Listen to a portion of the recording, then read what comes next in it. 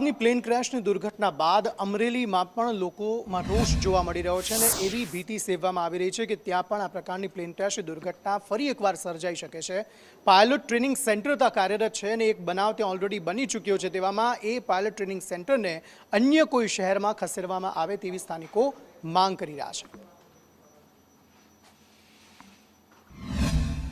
અમરેલી શહેરમાં training pilot centre ચાલે છે, એની માનવ વસાહત ઉપર એને ટેક ઓફ અને લેન્ડિંગ કરવામાં આવે છે એ બાબતમાં, અને સ્કૂલ કોલેજો અને દવાખાનાઓ જે સૌથી વધારે ચિત્તલ રોડ ઉપર આવેલા છે અને લાઠી રોડ ઉપર આવેલા છે એ બાબતમાં આજે અમે પ્રતિક ઉપવાસ ઉપર બેઠા છીએ।